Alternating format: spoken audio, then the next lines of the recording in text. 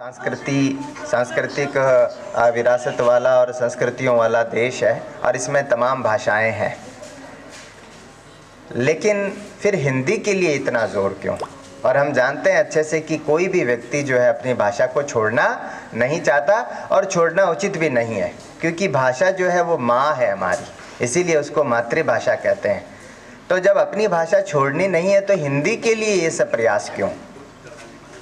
उसके पीछे एक बड़ा उद्देश्य यह है कि देखिए, जब हम विदेशों में जाते हैं, कहीं बाहर जब आप जाएंगे, जब आपसे पूछा जाएगा कि कहाँ से हैं आप,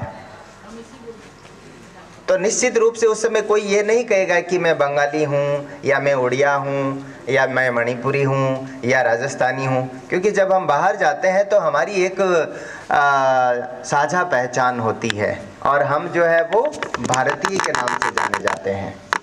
उसी तरीके से एक हमारी साझा भाषा के रूप में भी पहचान होनी चाहिए और उसी पहचान को बनाने के लिए ये एक प्रयास है। और हिंदी को ही उसके लिए क्यों चुना गया?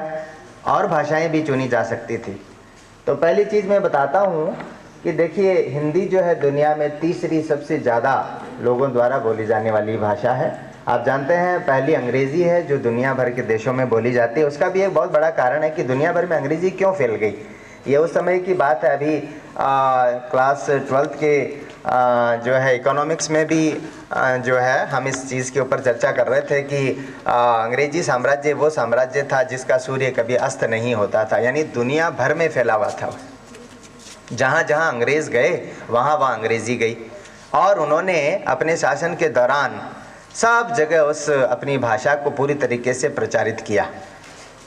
तो इस तरीके से अंग्रेजी ने एक बहुत बड़ा जो है वो आकार लिया और आज भले ही तमाम देश आज़ाद हो गए हैं, लेकिन दुनिया को आपस में जोड़ने के लिए अंग्रेज़ी ने अपने आप को उस जगह के ऊपर स्थापित कर लिया है।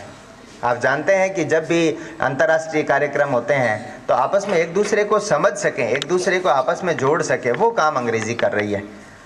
तो हम कम से कम अपने देश को जोड़ने के लिए तो हिंदी को उसमें जो है कहीं ना कहीं उपयोग में ला सकते हैं। और निसंदेह जो है आज भारत की तमाम भाषाओं में कोई भी ये नहीं कहता, हिंदी को जोड़ने का मतलब या हिंदी को राष्ट्रभाषा बनाने की और अग्रसर होने का मतलब ये नहीं है कि बाकी तमाम भाषाएं, मणिपुरी है या बांग्ला है या असमिया है या और भाषाएं जो है वो ख़त्म हो जाएं।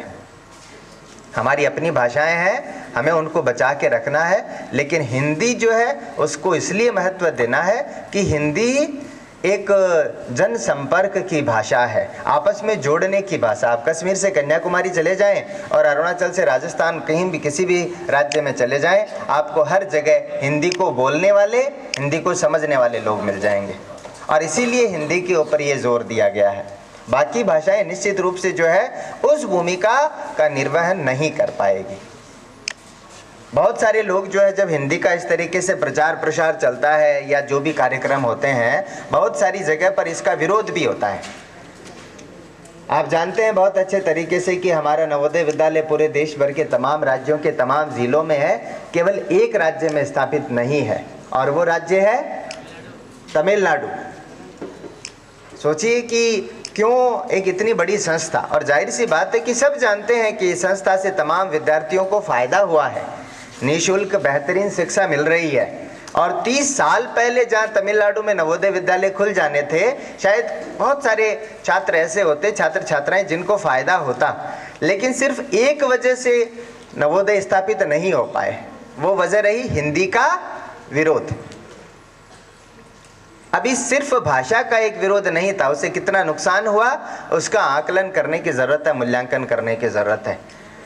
तो भाषा जो है वो उसका विरोध करने की ज़रूरत नहीं है। ये भी नहीं कहा गया कि तमिल समाप्त हो जाएगी, सिर्फ जो है हिंदी सभी लोग बोलें और उसको समझ सकें, उसको लिख सकें और विदेशों में हमारी एक भाषा के रूप में पहचान स्थापित हो सके, उसका मूल उद्देश्य सिर्फ यही था। तो इसलिए जब भी इस तरीके की चीज़ें सामने आती है, क्योंकि आप भी अभी कुछ दिनों बाद जब आप यूनिवर्सिटीज़ में, कॉलेज में जाएंगे या उससे भी जब